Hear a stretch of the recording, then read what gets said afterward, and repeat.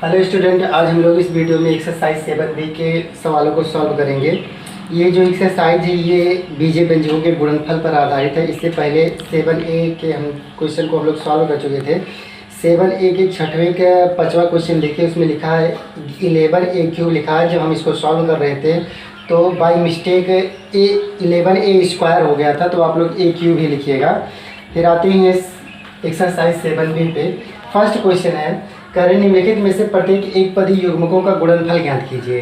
क्या ज्ञात करना है? गुणनफल ज्ञात करना है। तो आप इतना जानने रहिए कि अंक का अंक के साथ में गुणा होता है, और अगर चर है तो अगर सेम चर है तो उसका उसमें मल्टीप्लाई होगा। कहने का मतलब यह है कि जैसे अगर x² है और इसमें x का गुणा करना है, तो यहाँ x के पावर 2 है, यहाँ x है। तो आप जानते हो जब आधार सेम होता है, आप फार्मूला पढ़े a power m into a power n का, तो ये फार्मूला होता है a power m plus n।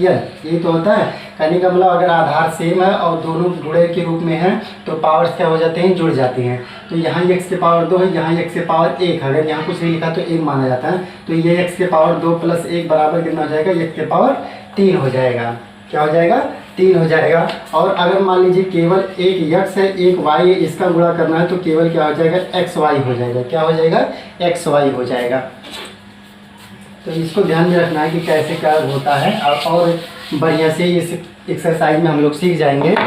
तो आते हैं पहला क्वेश्चन, निम्नलिखित में से प्रत्येक एक पदी युग्मकों का गुणनफल ज्ञात कीजिए। जैसे पहले का पहला क्वेश्चन है, पहले का पहला क्वेश्चन है 3 × 4x। इन दोनों का क्या निकालना? गुणनफल निकालना। तो ये हो जाएगा 3 × 4x। तो अंक का अंत में करेंगे, 3 चौके कितना हो जाएगा? 12, और x है तो x ऐसे लिख दूँगी। यही हो गया आपका आंसर। एक और देख लेते हैं, पहले का दूसरा देख लीजिए। -2a दिया है और 4b दिया है। -2a और 4b, इन दोनों का क्या निकालना? गुणनफल। तो -2a गुणे 4b हो जाएगा। ये आपका माइनस में, ये प्लस में, गुणा कराओगे प्लस और माइनस मिलके क्या होता है? माइनस। और 4 दूनी कितना हो जाएगा? 8 हो जाएगा। और a का b में कराओगे तो केवल ab हो जाएगा। ये हो गया आपका आंसर हो गया। क्या हो गया? आंसर हो गया। इसी तरीके से आप लोग कर लीजिएगा। फिर आते हैं दूसरे क्वेश्चन में। दूसरे क्वेश्चन में क्या कह रहे हैं उसको देखते हैं। दूसरे क्वेश्चन में कह रहे हैं निम्नलिखित में से प्रत्येक युग्म एक आयत की लंबाई और चौड़ाई को इकाई में सूचित कर रहा है। प्रत्येक आयत का क्षेत्रफल वर्ग यानी कि वर्ग इकाई में ज्ञात करना है। जो ये दिया गया है, एक इसमें से लंबाई है, दूसरा क्या है? चौड़ाई है आयत का। तो आयत का क्षेत्रफल निकालते हैं। तो आयत का क्षेत्रफल का फार्मूला आप जानते हैं क्या होता है? लंबाई गुणे चौड़ाई। कहने का मतलब इन दोनों का गुणा ही करना है। क्या करना है? गुणा करना है। तो दूसरे का पहला देखिए, दूसरे का पहला जो दिया है या जो ज्ञात है उसको लिख लेते हैं। दिया है आयत की लंबाई, आयत की लंबाई कितनी है? लंबाई है a, और कुछ नहीं लिखा है तो इसको इकाई माना जाता है। क्या माना जाता है? इकाई। इकाई का मतलब यह है कि ये या तो सेंटीमीटर में होता है, या तो मीटर में होगा, या तो मिलीमीटर में, तो उसे छोड़ दीजिएगा। इकाई का मतलब हो गया कि कुछ न कुछ यूनिट है। तथा आयत की चौड़ाई, चौड़ाई कितनी दी हुई है? b इकाई है। कितनी है? b इकाई है। तो यहाँ पर लिखेंगे क्योंकि आयत का क्षेत्रफल, आयत के क्षेत्रफल का फार्मूला क्या होता है? लंबाई गुणे चौड़ाई। अब यहाँ पर देखिए लंबाई कितनी है? a इकाई है, a इकाई, और गुणे चौड़ाई कितनी है? b इकाई है। कितनी है? b इकाई है। अब a का b में करोगे तो ab, और इकाई गुणे इकाई करोगे तो क्या हो जाएगा? इकाई स्क्वायर हो जाएगा। क्या हो जाएगा? इकाई स्क्वायर हो गया। ये हो गया आपका आंसर हो गया। क्या हो गया? आंसर हो गया। इसी तरीके से आप लोग सॉल्व कर लेंगे। तीसरा क्वेश्चन देखिए, तीसरा क्वेश्चन देखिए। इसी का पहले दूसरे का तीसरा देखिए, यहाँ मिटा दे रहे हैं। दूसरे का तीसरा देखिए, दूसरे का तीसरा क्वेश्चन है। लंबाई दिया है कितना है? 24x² है। लंबाई कितना है? 24x² है। और चौड़ाई कितनी? 3xy है। तो लंबाई गुणे चौड़ाई, फार्मूला क्या होता है? लंबाई गुणे चौड़ाई। तो 24x² गुणे कितना हो जाएगा? 3xy हो जाएगा।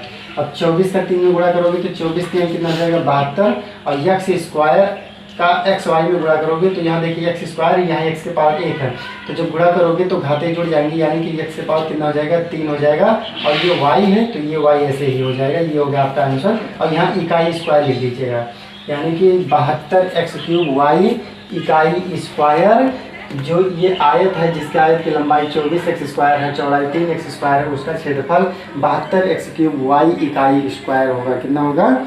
72x³ वाई इकाई स्क्वायर। फिर ऐसे आप लोग सॉल्व कर लीजिएगा। फिर आते हैं तीसरे क्वेश्चन में।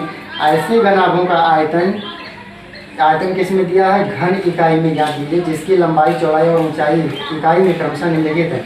अगली बार लंबाई चौड़ाई ऊंचाई दिया है और घन का आयतन निकालना है। क्या निकालना है? घनाभ का आयतन। तो घनाभ का आयतन का फार्मूला क्या होता है?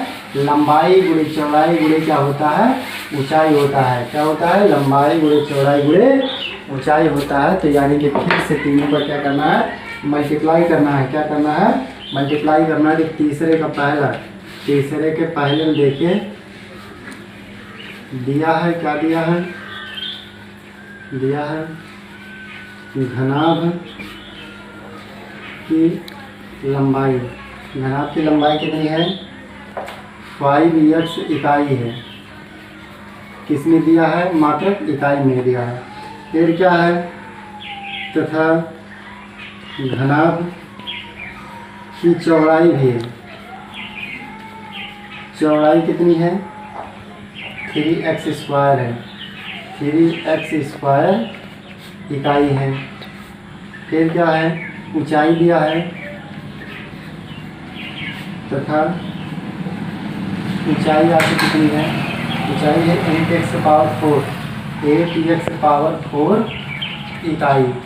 ठीक, तो यहाँ पर लिखेंगे चूँकि घनाभ का आयतन बराबर क्या होता है? लंबाई गुणे चौड़ाई गुणे ऊंचाई होता है। क्या होता है? ऊंचाई होता है। तो रख देंगे, इसलिए घनाभ का आयतन बराबर हो जाएगा, लंबाई कितनी है? 5x इकाई है, गुणे चौड़ाई कितनी है? 3x² इकाई है, गुणे ऊंचाई कितनी है? 8x⁴ इकाई है। देखिए ये भी इकाई है, ये भी इकाई है, ये भी इकाई। तो इकाई गुणे इकाई करोगे तो इकाई क्यूब होगा। लास्ट में कितना आएगा? इकाई क्यूब हो जाएगा। और अंक का अंक पे करेंगे तो 5 × 15 15 8 कितना हो जाएगा? 120।